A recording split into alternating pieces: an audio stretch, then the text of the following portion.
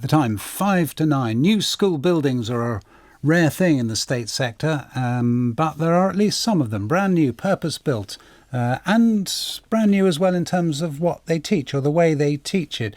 A school in Bournemouth rooted in STEAM, not STEM, science, technology, engineering, arts and maths. It's opening for reception to Year 7 pupils in this month in Bournemouth on the south coast.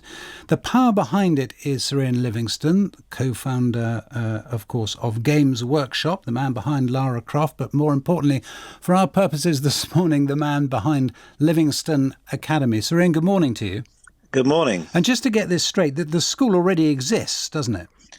It was been operating for 2 years, the primary section in temporary accommodation, but today is the official opening of the new school building for secondary. And we're going to be coming to see you at various stages, I think, in the months ahead, for which thank you for that invitation. You may not know that you've offered that invitation, but anyway, apparently you have. And we're going to be coming to see you. Tell us about the ethos of the school, not the buildings, but the ethos.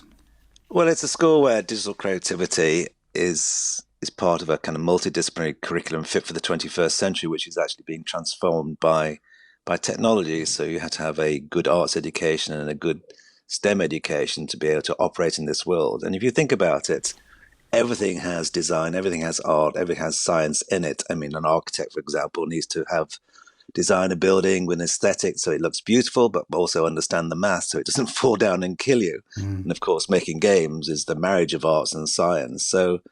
And we want it to be a place where children are inspired, their natural curiosity gives them the ability and their imaginations to come up with multiple solutions to problems, not just one. So teamwork is an essential part of it, creation and collaboration, kind of emulating the workplace in many ways to help them make them work ready and world ready. Would you be excited by the prospect of a different kind of exam system, which once again is on the front pages of some of the papers? Apparently Rishi Sunak thinking again seriously about replacing A-levels with something that involves maths and English and possibly a wider array of subjects as well, all the way up to 18.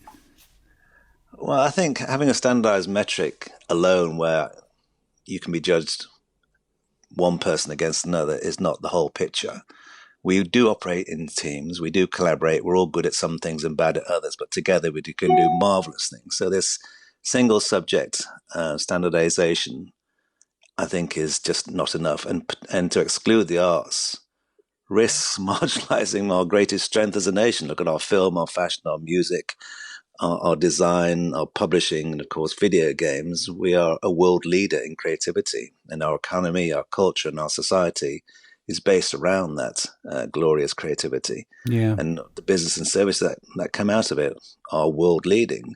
So I don't know why you would want to marginalize the arts and just concentrate on STEM only. But do you think that is happening? I fear it might be happening, and I feel we sometimes focus on what children are bad at rather than congratulating what they're good at. I mean, if I'm a Manchester City fan, and if Pep Guardiola was to go to Erling Haaland and say, you're scoring some incredible goals, but you really need to concentrate on your goalkeeping, people would think he was mad. So I think children should be able to do what they're good at and not be so concerned about what they're bad at, because they're never going to be doing that anyway. But together, these different children with different skills can do amazing things. The school is oversubscribed, isn't it? I mean, what are parents telling you about that ethos and indeed about the buildings? Well, they love the building. It's an amazing building, but the ethos, the schools and the school itself and the teachers and the pedagogy and the way we embrace and try and motivate children to be who they can be rather than trying to have a sausage factory approach to education is really inspirational, I think, for a lot of children. But you've still got to do the exams, haven't you?